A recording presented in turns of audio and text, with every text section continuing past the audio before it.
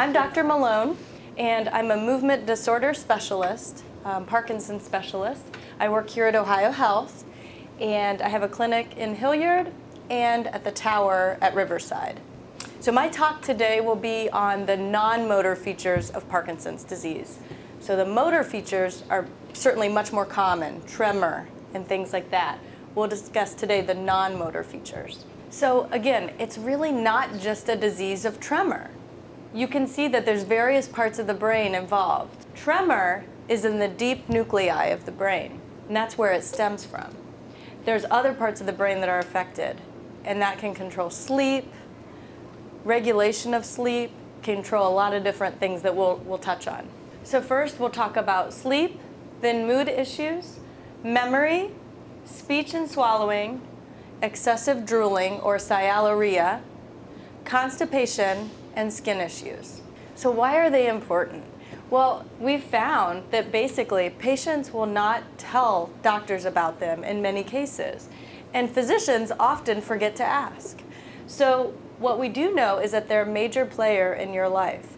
Sometimes it's the most important feature of what's going on. It's not just the tremor, it's the other things that are bothering you on a day-to-day basis. And so we need to be better as physicians asking about these things. So here's a common scenario. Doc, I get plenty of sleep, but is it restful? Are you snoring? Do you kick your bed partner? Are you yelling and screaming in the middle of the night? Those are things that we sometimes hear about in REM behavioral issues. REM behavioral disturbance is very common in Parkinson's disease. It's basically acting out your dreams at night. Oftentimes the sleep partner will tell me, the wife will say, he's kicking and screaming at night. He's bothering me, he's kicking me out of bed. She's the one that will report it, but the patient we really need to treat. Restless leg syndrome, also very common in Parkinson's disease. That's really an urge to move the legs and feeling better when they're moved. Sleep fragmentation. Some of you may have this, but really not know what it is. Basically, it's getting up multiple times a night, really for not a good reason. Not to use the restroom, not waking up because you're anxious or nervous, just waking up for no apparent reason, having trouble going back to sleep. So for the restless legs, a lot of times we'll use some of the medicines that you may already be on for Parkinson's. And for the sleep issues, the sleep fragmentation, a lot of times we'll use over-the-counter medicines like melatonin. It can regulate your circadian rhythm and help you sleep better. Also, we can use prescription medicine. Clonazepam is a common thing that we use, but usually we'll start with something mild like melatonin. And then there's sleep apnea. That's the classic, yes, my partner snores very loudly, not feeling rested in the morning, feeling like you could fall asleep at the drop of a hat, excessive daytime sleepiness. Those are all things that trigger us to think maybe you need a sleep study. And a lot of these things are diagnosed with a sleep study, but just a careful exam and talking with you in the office can bring a lot of these things out. Narcolepsy is also on the list. It's not as common as the others. So sleep hygiene, what are some things you can do? Well, maintain a regular sleep schedule, okay? Try not to be erratic and go to sleep one night at midnight, one night at 9 p.m. But try to have a regular sleep schedule. Use the bedroom for sleep purposes only. Try not to have TV or iPad screens or things like that on when you're in bed. Decrease the water that you drink. Most of the time we want you to drink a lot of water, just don't do it right before bedtime. So shift that a little bit so it's not right before bedtime. Keep the bedroom cool and dark. Have a wind down routine. Washing your face, brushing your teeth, cup of tea or warm milk or something like that. Take your medications, and then it's bedtime. Limit exercise in the few hours before bedtime. Again, this is the delay the disease group, so you are all really eager to exercise. Absolutely, we want you to exercise, but just maybe try to avoid it right before bed if sleep is a problem for you. So mood issues. So depression, thought to be in about 25 to 40% or more of Parkinson's patients. Very common. It's that sadder blue feeling. Sometimes patients are more irritable rather than feeling guilty or crying. You might notice a loss of things you used to enjoy, loss of interest in the things that you used to enjoy. That's called apathy. You might wake up early in the morning, have less energy, maybe poor concentration, certainly crying, a little more tearful than normal. And then again, that touch on irritability. So sometimes a medication may be just what you need, an antidepressant. Keep in mind some of those things take a while to work, weeks in some cases to work. So talk with your doctor pretty soon after you realize that those might be your symptoms. We have psychiatrists that we use. We have a psychiatrist that we use in OhioHealth who sees a lot of our movement disorder patients, and he's very comfortable with the meds that we use for Parkinson's and the meds that they use for depression or anxiety. Speaking of anxiety, also very, very common. Maybe a little more nervous, trouble focusing, anxious about activities that you didn't used to be anxious about, taking you longer to do tasks, not because of your tremor or stiffness, but because it's harder for you to focus. Again, anxiety, very common. All right, these two can go hand in hand. So what's one thing you can try? Exercise. It'll stimulate that exogenous dopamine, okay? And we know that in an early pilot trial, exercise in a group setting, such as delay the disease, could statistically reduce your rate of depression. You probably heard that before from Jackie or one of the other folks. But it may statistically reduce your risk of depression. We know it improves patients' quality of life. Some other things that you can do besides delay the disease: swimming, biking, anything you enjoy, hiking. We have some patients who are running marathons. We have patients who do yoga, dancing, ballroom dancing. And support group, it's not really truly a form of any type of exercise, but we know that that's good for quality of life and for meeting other people that have very similar conditions as yourself. Memory. There's a couple different types of memory issues that can present. So one is, a classic story would be somebody who comes in and says, you know, I feel like I've had memory loss, but they haven't noticed anything at my job. I've not made mistakes. I don't leave the car running or the stove on unattended or anything dangerous. Nobody's noticed anything, and it doesn't affect my daily living that much. That might be something called mild cognitive impairment. We'd have to see. We'd have to test it and evaluate you. If you're having more significant memory loss, where we notice changes day in and day out affecting your daily living, we call that a subcortical dementia or a Parkinson's disease dementia. Some patients with Parkinson's do get this, especially those that live longer with the disease. We might notice some executive functioning problems, balancing the checkbook, difficulty remembering tasks, phone numbers, appointments, maybe repeated questions. Those are all things that really should trigger a discussion with your doctor about this, with your neurologist. We do notice that in general, patients have bradiphrenia, which just means slowness of thought. And so it's a slowed rate of thinking, and that in itself is not a dementia. Bradiphrenia is just a slowness of thought that you get with some Parkinson's. It may take you a little bit longer to answer a question, but the answers are in there. The recall is normal. So in the office, we can do memory testing. There's 3 or 4 different types of memory testing that we often do. My medical assistant does some of the testing. I do some of the testing. We even have some memory specialists at Riverside for more sophisticated testing. I tell my patients it's kind of like the SATs for memory. You go in and you do the memory test for 3 hours. It's not a fun day, but you get a lot of results out of that testing that can be really important and helpful. So that's a good question. Absolutely. Those are things that maybe not just one day in time, but following over time, you can see if you've had any decline in memory.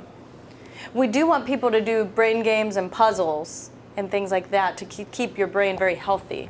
Some brain boosters, just like I discussed. So playing cards, board games, reading the newspaper, talking about current events with a loved one or a friend. Staying organized, making lists and prioritizing, making a schedule.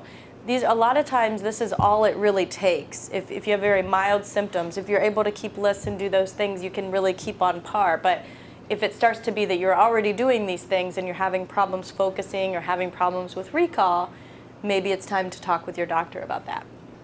Most of you might be familiar with this topic. People asking you to speak up in Parkinson's disease. And you try, but the volume just isn't there at the moment. It's called hypotonia, decreased volume of speech, and a lot of times speech therapy can be helpful. If someone is not quite ready for speech therapy, a lot of times we'll talk about enunciating So, using your voice, expression when you're speaking, trying to kind of evoke those muscles to work a little bit better, and then speech therapy is the next line. I'm oftentimes telling patients to sing in the shower and to do funny things like that, but if you don't use it, you lose it. And so you got to keep your voice loud and work on speech therapy when it gets to be too low. That's a good question. To a certain degree, if you have mild hypophonia, I think some of that can be regained.